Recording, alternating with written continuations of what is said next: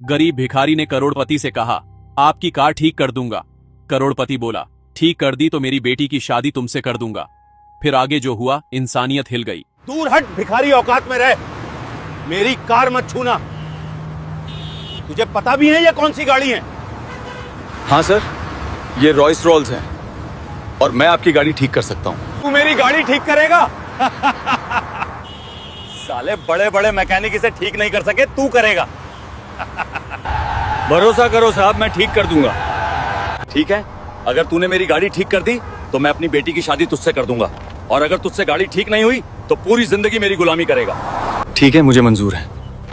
मुंबई के मशहूर बिजनेसमैन और सिविल इंजीनियर राजेश मल्होत्रा अपनी luxury international car Mercedes Benz S class में बैठे एक जरूरी मीटिंग के लिए जा रहे थे। यह मीटिंग 50 करोड़ रुपए की डील की थी और देर हो जाने पर पूरा सौदा खत्म हो सकता था। साथ में उनके 2 बॉडीगार्ड भी थे। सब कुछ ठीक चल रहा था, लेकिन अचानक हाईवे के बीच में थक थक थक गाड़ी की आवाज बदल गई। फिर धुआं उठने लगा। राजेश ने घबराकर कहा, क्या हुआ? गाड़ी रोको। ड्राइवर ने गाड़ी साइड में रोकी। राजेश बाहर उतरे, बोनट खोला। अंदर से धुआं निकल रहा था। राजेश खुद मैकेनिकल नॉलेज रखते थे। उन्होंने सिविल इंजीनियरिंग की थी और गाड़ियों की अच्छी समझ थी। उन्होंने इंजन चेक किया, वायरिंग देखी, लेकिन कुछ समझ नहीं। तो ये क्या हो गया? मुझे तो कुछ समझ नहीं आ रहा। कोई ठीक नहीं कर पाया। राजेश ने बॉडीगार्ड को कहा, तुरंत किसी मैकेनिक को बुलाओ, जल्दी। बॉडीगार्ड ने पास के गैरेज में फोन किया। पहला मैकेनिक आया, गाड़ी देखी और हाथ खड़े कर दिए। ये तो इंटरनेशनल कार है, इसके पार्ट्स यहाँ नहीं मिलते, हम ठीक नहीं कर सकते। दूसरा मैकेनिक आया, साहब इसे कंपनी सर्विस सेंटर में ले जाना होगा, वो भी शहर से 40 किलोमीटर दूर है। साहब इसमें कोई इलेक्ट्रॉनिक फॉल्ट है, हमारे पास टूल्स नहीं है।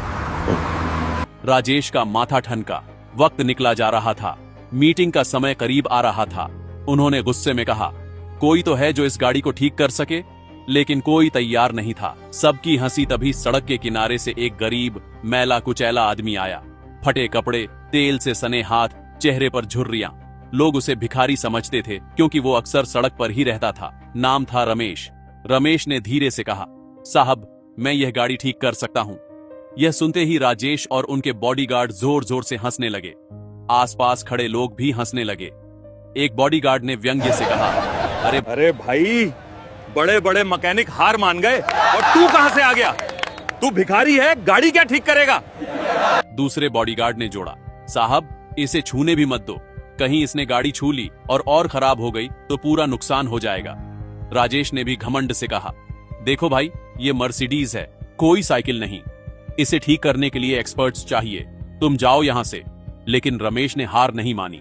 उसने फिर कहा, मैं जानता हूँ ये इंटरनेशनल गाड़ी है, लेकिन मुझे इसे ठीक करना आता है, बस एक मौका दीजिए। राजेश को अब गुस्सा आ गया, लेकिन वक्त निकला जा रहा था और कोई और विकल्प नहीं था। राजेश ने ओवर कॉन्फिडेंस में तंज कसते हुए कहा, ठीक है, अगर तुमने ये गाड़ी ठीक कर दी तो मैं अपनी जवान बेटी की शादी तुमसे कर दूंगा। ये सुनकर सब फिर से जोर जोर से हंसने लगे। भीड़ में से किसी ने मजाक में कहा, वाह साहब, अब तो मजा आएगा, अमीर की बेटी और गरीब भिखारी की शादी। राजेश को यकीन था कि रमेश गाड़ी ठीक नहीं कर पाएगा, इसीलिए उन्होंने यह बात बेझिझक कह दी। रमेश ने शांति से कहा, ठीक है साहब, मैं गाड़ी ठीक कर देता हूं। उसने अपना पुराना टूल बॉक्स खोला और काम शुरू कर दिया। रमेश ने बोनट पूरी तरह खोली, फिर एक एक करके इंजन के पार्ट्स चेक करने लगा। Spark plug, fuel injector, cooling system, wiring. आसपास खड़े लोग हंस रहे थे, लेकिन रमेश पूरी तरह फोकस था। करीब 20 मिनट बाद रमेश ने एक छोटा सा पार्ट निकाला, इंजन का एक सेंसर। साहब यही पार्ट खराब है, ये बहुत रेयर पार्ट है, सिर्फ इंटरनेशनल में मिलता है। राजेश ने कहा, तो अब क्या करोगे? पार्ट तो नहीं है ना? रमेश मुस्कुराया, साहब जुगाड़ आता है मुझे, मैं अभी आता हूं। वह भागकर पास के एक कबाड़ खाने में गया। वहां से एक पुरानी टूटी गाड़ी से एक मिलता जुलता पार्ट निकाला, उसे थोड़ा एडजस्ट किया और वापस आया। फिर उसने वो पार्ट गाड़ी में फिट किया, कुछ वायरिंग जोड़ी और कहा, साहब स्टार्ट करके देखिए। राजेश ने शक से गाड़ी स्टार्ट की। वूम, गाड़ी बिल्कुल परफेक्ट चलने लगी। राजेश के होश उड़ गए। बॉडीगार्ड हैरान रह गए। भीड़ में सन्नाटा छा गया। गाड़ी के चलने की आवाज सुनते ही पूरी भीड़ में हलचल मच गई। लोग एक दूसरे को देखने लगे। राजेश मल्होत्रा खुद हैरान थे। जो काम बड़े बड़े मैकेनिक नहीं कर पाए, वो एक्सीलरेटर दबाया। गाड़ी बिल्कुल स्मूथ चल रही थी, कोई आवाज नहीं, कोई दिक्कत नहीं। बॉडीगार्ड चुपचाप खड़े रह गए। जिन्होंने रमेश का मजाक उड़ाया था, अब उनके मुंह बंद थे। तभी भीड़ में से एक आदमी ने जोर से चिल्लाकर कहा, अरे वाह, अब तो साहब की बेटी की शादी इस गरीब से होगी। आपने खुद कहा था ना, अगर गाड़ी ठीक हो गई तो शादी कर देंगे। यह सुनते ही पूरी भीड़ हंसने लगी। लोग तालियां बजाने लगे। हाँ, साहब ने वादा किया था, अब तो बड़ी दावत मिलेगी। अमीर की बेटी और गरीब भिखारी की शादी, वाह। राजेश का चेहरा लाल हो गया। उन्हें अपनी गलती का एहसास हुआ। उन्होंने ओवर कॉन्फिडेंस में ऐसी बात कह दी थी जो अब उनकी इज्जत के लिए खतरा बन गई थी। भीड़ में से एक युवक ने यह पूरा दृश्य अपने मोबाइल में रिकॉर्ड कर लिया था। कैसे राजेश ने रमेश का मजाक उड़ाया, कैसे उन्होंने शादी का वादा किया और कैसे रमेश ने गाड़ी ठीक कर दी। उसने तुरंत वो वीडियो इंस्टाग्राम, फेसबुक और ट्विटर पर डाल दिया। कैप्शन था, करोड़पति ने गरीब से कहा, गाड़ी ठीक करो तो बेटी से शादी कर दूंगा। गरीब ने ठीक कर दी, अब देखो क्या होता है। वीडियो तेजी से वायरल होने लगा। कुछ ही घंटों में लाखों व्यूज आ गए। लोग कमेंट करने लगे, वाह, अब तो साहब को वादा पूरा करना ही पड़ेगा। यही तो असली टेस्ट है, अमीर अपना वादा पूरा करेगा या नहीं। गरीब को कम मत समझो, उसने साबित कर दिया। अगले दिन सुबह राजेश के घर के बाहर न्यूज चैनलों की भीड़ लग गई। कैमरे, माइक, रिपोर्टर्स सब उनसे सवाल पूछने के लिए तैयार खड़े थे। एक रिपोर्टर ने माइक आगे बढ़ाकर पूछा, राजेश जी, आपने सार्वजनिक रूप से वादा किया था कि अगर वो गरीब आदमी गाड़ी ठीक कर दे तो आप अपनी बेटी की शादी उससे कर देंगे। अब वो गाड़ी ठीक हो गई है, क्या आप अपना वादा पूरा करेंगे? दूसरे रिपोर्टर ने जोड़ा, सर, अगर आप अपना वादा नहीं निभाते तो इसका मतलब है कि अमीर लोग सिर्फ दिखावा करते हैं। क्या आप इसे साबित करना चाहते हैं? राजेश परेशान हो गए। उनकी इज्जत दांव पर थी। अगर वो वादा नहीं निभाते तो पूरा देश उन्हें झूठा कहेगा। पिता की इज्जत बचाने के लिए राजेश की बेटी अनन्या, 24 साल की, पढ़ी लिखी, खूबसूरत, उसने भी वो वायरल वीडियो देखा था। जब मीडिया का दबाव बढ़ने लगा तो अनन्या ने अपने पिता से बात की। पापा, आपने सबके सामने वादा किया था, अगर आप अब पीछे हटे तो हमारी फैमिली की इज्जत पे सवाल उठेगा। मुझे कोई दिक्कत नहीं है। राजेश ने हैरानी से पूछा, बेटा, तू क्या कह रही है? तू उस गरीब से शादी कर लेगी? अनन्या ने दृढ़ता से कहा, पापा, आपने मुझे सिखाया था कि वादा निभाना जरूरी है, और अगर उस आदमी ने गाड़ी ठीक कर दी तो उसमें जरूर कोई हुनर है। गरीब होना कोई गुनाह नहीं है। मैं आपकी इज्जत के लिए यह शादी करने को तैयार हूं। राजेश की आंखों में आंसू आ गए। उन्हें अपनी बेटी पर गर्व हुआ, लेकिन साथ ही दिल भी टूट गया। अगले दिन राजेश ने मीडिया के सामने घोषणा की, मैं अपना वादा पूरा करूंगा। मेरी बेटी अनन्या की शादी रमेश से होगी। यह खबर सुनकर पूरे देश में सनसनी फैल गई। सोशल मीडिया पर ट्रेंडिंग होने लगा। #आमिर की बेटी भिखारी से कुछ लोग राजेश की तारीफ कर रहे थे। वाह, सच्चे इंसान हैं, वादा निभा रहे हैं। कुछ लोग तंज कस रहे थे, अरे मजबूरी है, मीडिया के दबाव में फंस गए। राजेश ने शादी की तैयारी शुरू कर दी। बड़ा हॉल बुक किया, मेहमानों को न्योता भेजा, लेकिन दिल से खुश नहीं थे। रमेश को भी बुलाया गया। उसे नए कपड़े दिए गए, साफ सुथरा किया गया, लेकिन रमेश के चेहरे पर कोई खुशी नहीं थी, बस एक अजीब सी शांति थी। शादी का दिन आ गया। बड़ा सा शादी हॉल, सैकड़ों मेहमान, मीडिया के कैमरे, सब तैयार था। अनन्या दुल्हन के कपड़ों में तैयार बैठी थी। उसके चेहरे पर हल्की मुस्कान थी, लेकिन आंखों में उदासी भी। रमेश दूल्हे के कपड़े पहनकर आया। अब वो भिखारी नहीं लग रहा था, साफ सुथरा, सभ्य। राजेश मंडप में बैठे थे, बेचैन। मेहमान फुसफुसा रहे थे, देखो कैसी अजीब शादी है, अमीर की बेटी और गरीब भिखारी। राजेश साहब को मजबूरी में करनी पड़ रही है। पंडित जी मंत्र पढ़ने लगे। शादी के रस्म शुरू होने वाले थे, लेकिन तभी रमेश खड़ा हो गया। उसने राजेश की तरफ देखा, फिर अनन्या की तरफ, और फिर धीरे से कहा, रुकिए। पूरा हॉल खामोश हो गया। सब हैरानी से रमेश को देखने लगे। रमेश ने कहा, मैं यह शादी नहीं करूंगा। राजेश चौंक गए। मेहमान सन्नाटे में आ गए। मीडिया के कैमरे रमेश पर फोकस हो गए। रमेश के मैं यह शादी नहीं करूंगा कहते ही पूरे हॉल में सन्नाटा छा गया। मेहमान एक दूसरे को देखने लगे। राजेश की आंखें फटी रह गईं। अनन्या भी हैरान थी। एक मेहमान ने फुसफुसाते हुए कहा, अरे ये क्या हो रहा है, अब ये क्यों मना कर रहा है? रमेश ने धीरे धीरे मंडप से उतरकर राजेश के सामने खड़े होकर कहा, राजेश साहब, मैं आपकी बेटी से शादी इसलिए नहीं कर रहा क्योंकि यह शादी सच्चे प्यार से नहीं बल्कि मजबूरी से हो रही है। राजेश ने सकपकाते हुए कहा, लेकिन मैंने वादा किया था, मैं अपना वादा पूरा कर रहा हूं। रमेश ने मुस्कुराते हुए कहा, साहब, मैं जानता हूँ आप सिर्फ अपनी इज्जत बचाने के लिए यह शादी कर रहे हैं, लेकिन मैं इज्जत के लिए किसी की जिंदगी बर्बाद नहीं करना चाहता।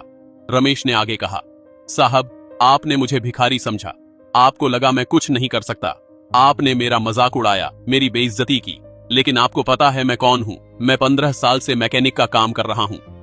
मेरे पिताजी भी एक गरीब मैकेनिक थे। उन्होंने कभी कोई बड़ी दुकान नहीं खोली, कभी अमीर नहीं बने, लेकिन उन्होंने मुझे एक चीज सिखाई, जुगाड़। जब कोई पार्ट नहीं मिलता तो जुगाड़ करके काम निकालना। जब कोई मैकेनिक हार मान जाता तो मेरे पिताजी एक रास्ता निकाल लेते। मैंने उनसे यही सीखा। मैं भले ही आज गरीब दिखता हूँ, लेकिन मैंने अपने हाथों से सैकड़ों गाड़ियां ठीक की हैं, छोटी से लेकर बड़ी इंटरनेशनल गाड़ियां भी। मैं अपने काम में एक्सपर्ट हूँ, लेकिन आपने मुझे सिर्फ मेरे कपड़ों से आंका। आपने मेरी काबिलियत को नहीं देखा, आपने गरीबों को नीचा दिखाने की कोशिश की। राजेश का सिर शर्म से झुक गया। रमेश ने आगे कहा, साहब, मैंने गाड़ी इसलिए नहीं ठीक की कि मुझे आपकी बेटी से शादी करनी थी। मैंने इसलिए ठीक की ताकि आपको एहसास हो कि गरीब होना कमजोरी नहीं है। आपने अपनी बेटी से शादी का वादा तंज में किया था, क्योंकि आपको लगा मैं कभी गाड़ी ठीक नहीं कर पाऊंगा। लेकिन जब मैंने ठीक कर दी तो आपको अपनी गलती का एहसास हुआ। मैं चाहता था कि आप समझें, गरीब भी इंसान हैं, उनमें भी हुनर है, उन्हें भी सम्मान मिलना चाहिए। और मैं यह भी दिखाना चाहता था कि असली इज्जत वादा निभाने में नहीं, बल्कि सच्चाई और इंसानियत में है। पूरे हॉल में सन्नाटा था। कुछ लोगों की आंखों में आंसू आ गए। राजेश की आंखों से आंसू बहने लगे। वह धीरे धीरे रमेश के पैरों की तरफ झुके और रमेश के पैरों पर गिर गए। मुझे माफ कर दो, मैंने तुम्हारे साथ बहुत बुरा किया। मैंने तुम्हें सिर्फ तुम्हारे कपड़ों से आंका, तुम्हारी गरीबी से आंका। मैंने तुम्हारी काबिलियत को नहीं देखा। मैं खुद एक इंजीनियर हूं, फिर भी मैं गाड़ी ठीक नहीं कर पाया। लेकिन तुमने अपने हुनर से, अपने जुगाड़ से वो काम कर दिखाया जो मैं नहीं कर पाया। मैं अपने घमंड में इतना अंधा हो गया था कि मैं गरीबों को इंसान ही नहीं समझता था। आज तुमने मुझे बहुत बड़ा सबक सिखाया। रमेश ने राजेश को उठाया, उन्हें गले लगाया। साहब, मुझे आपसे कोई शिकायत नहीं है, बस यही चाहता था कि आपको अपनी गलती का एहसास हो, और आज हो गया। अनन्या भी आगे आई। उसने रमेश से कहा, रमेश जी, आपने मेरे पिता को बहुत बड़ा सबक सिखाया, और सच कहूं तो मुझे भी। मैं भी हमेशा अमीर दुनिया में रहती थी, मुझे भी गरीबों की असली कद्र नहीं थी।